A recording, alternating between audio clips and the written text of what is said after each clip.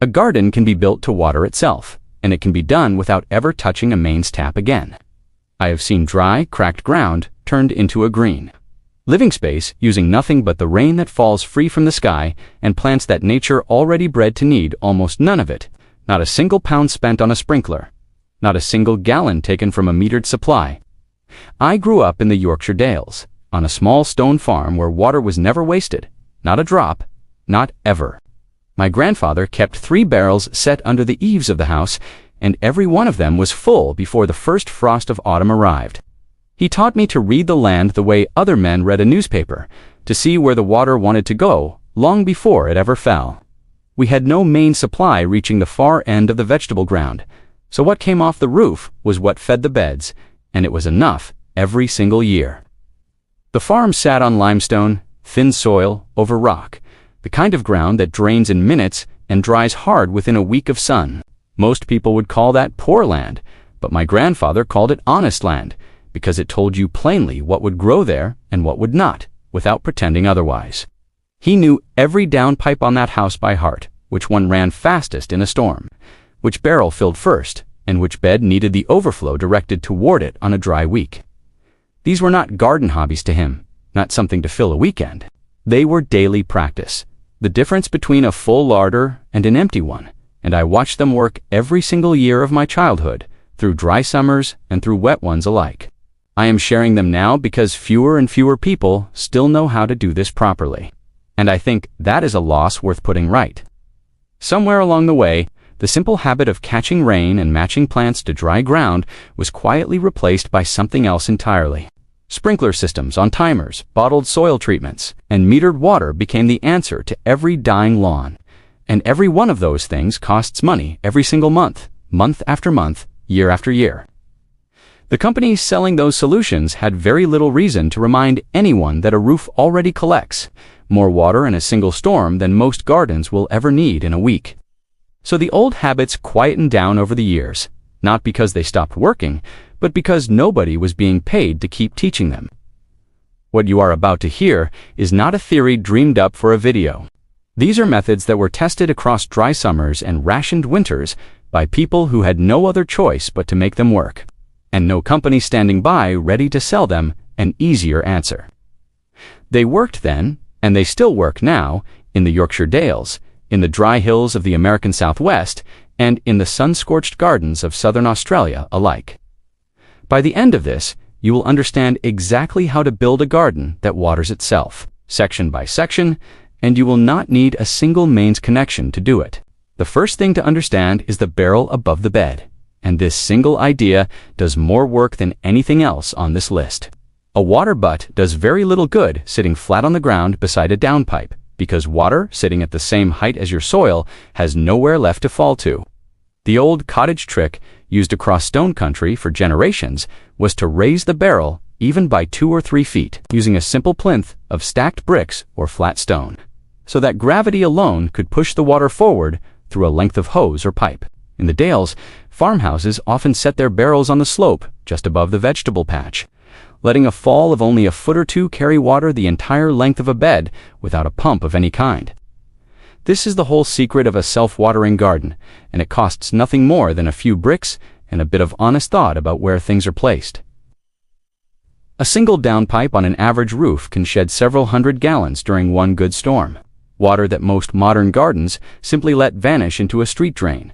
Redirect that pipe into a barrel raised above your beds, fit a simple tap and a length of hose near the base, and you have built a working irrigation system before you have planted a single succulent.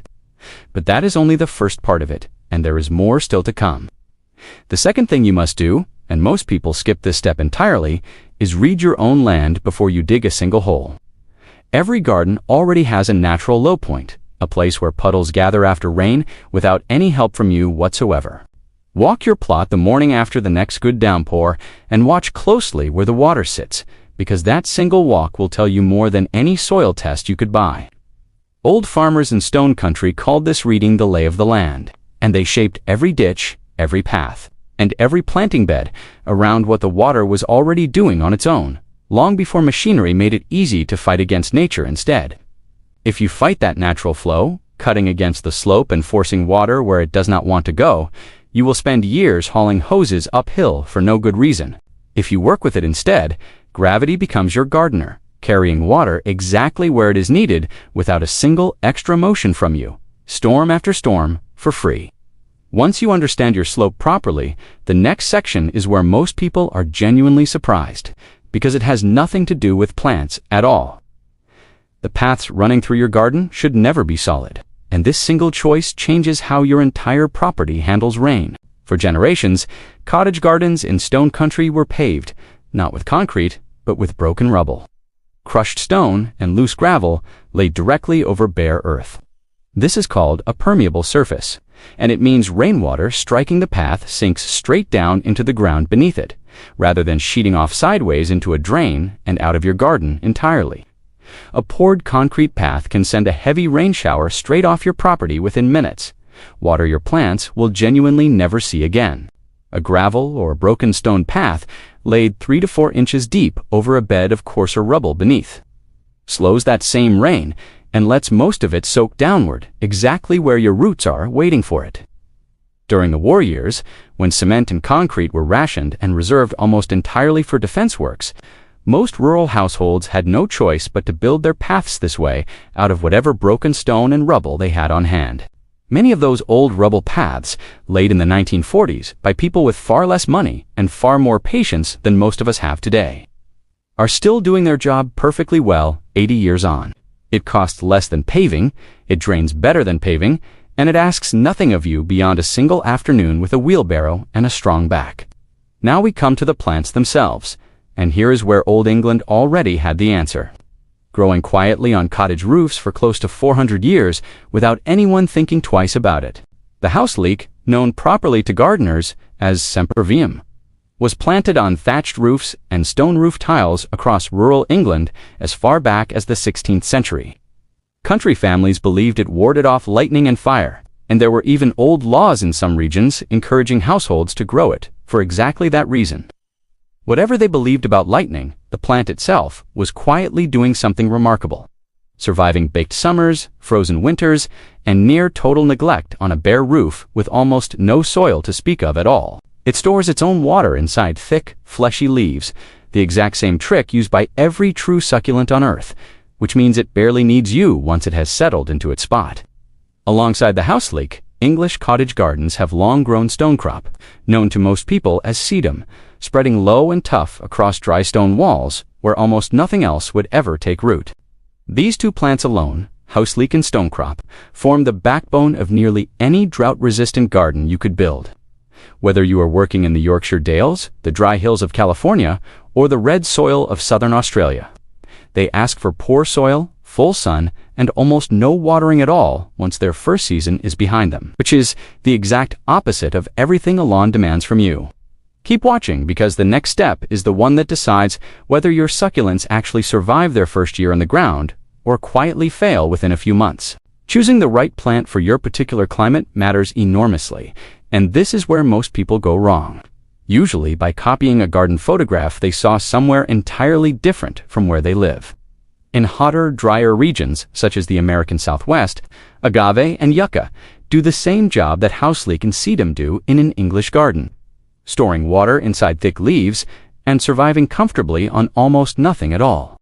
In Australia, native succulents and hardy tussock grasses fill that same role, shaped over thousands of years by long dry seasons, broken only by sudden brief bursts of rain. The principle travels everywhere, even though the exact plant changes from region to region. And that principle is a simple one. Choose plants that already know how to survive without you standing over them.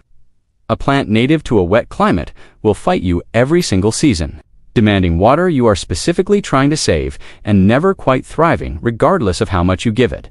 A plant properly suited to your particular dry ground will settle in within a single year and largely look after itself from that point forward, asking almost nothing of you. Group your plants by thirst, not by appearance alone, keeping the truly drought-hardy succulents together in your driest, sunniest corner. And anything needing a touch more moisture placed nearer your water, but where the overflow can reach it naturally. This one habit-matching plant to place, rather than forcing a favorite into unsuitable ground, because it looked nice in a catalog, is responsible for more garden failures and more garden successes than any other single decision you will make.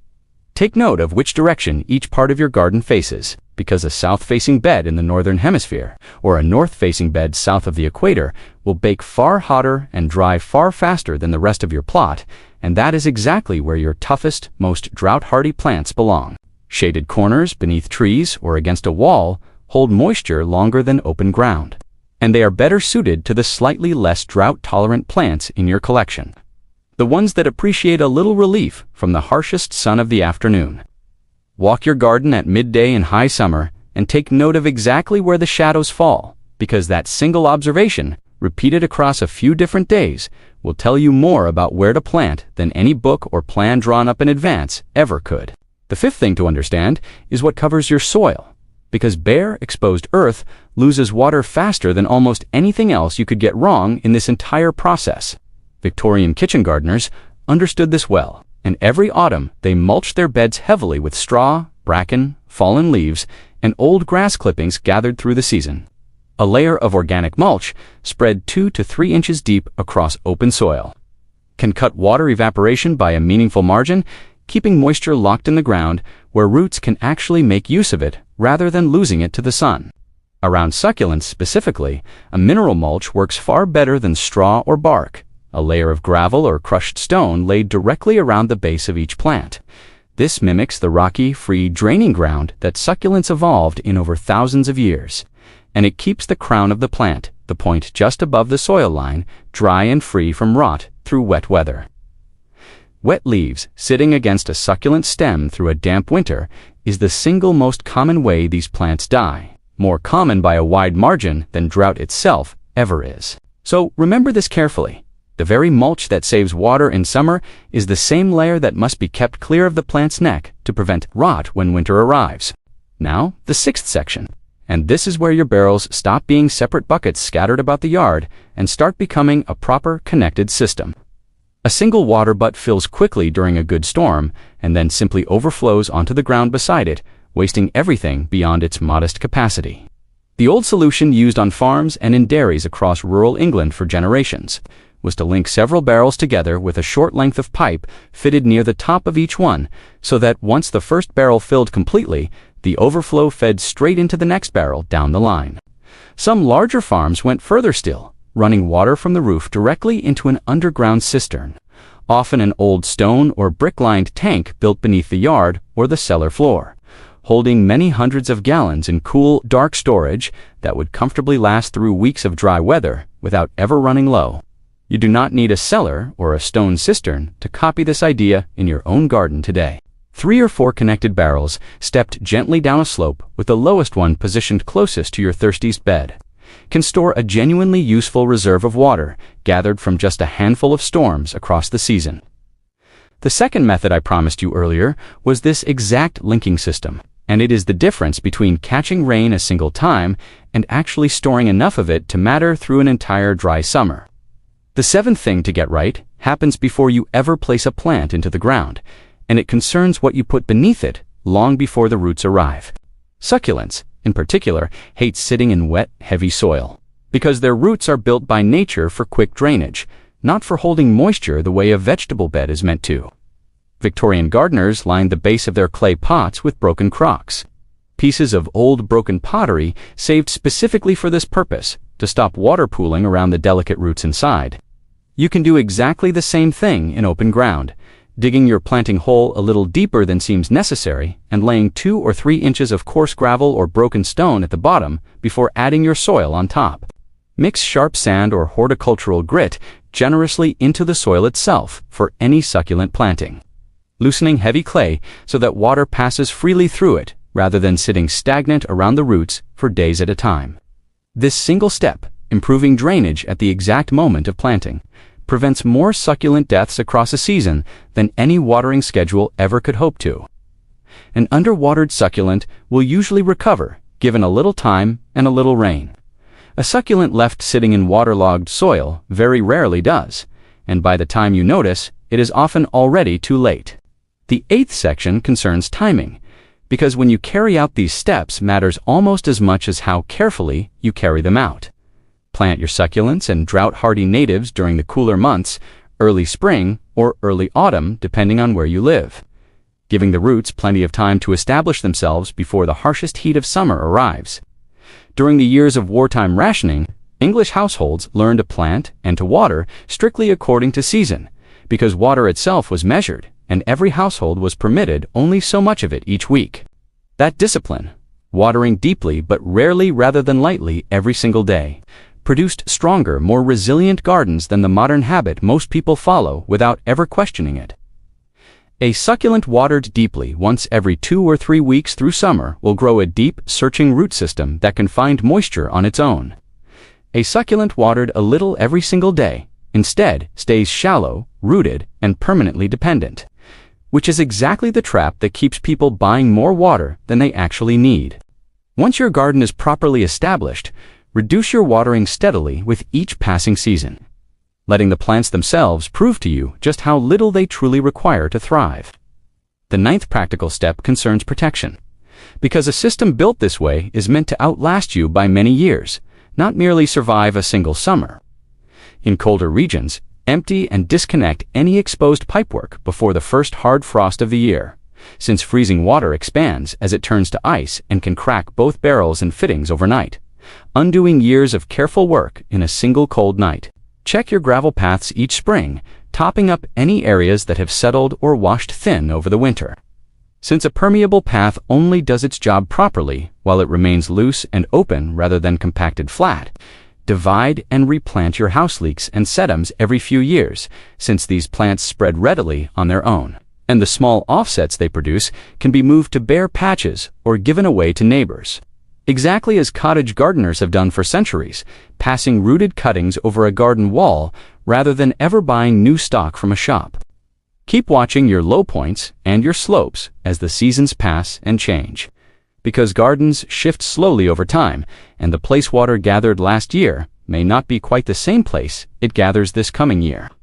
A system built on gravity and quiet observation asks for small, regular attention rather than any large, expensive intervention, and that patience is precisely why it lasts for decades rather than a single season.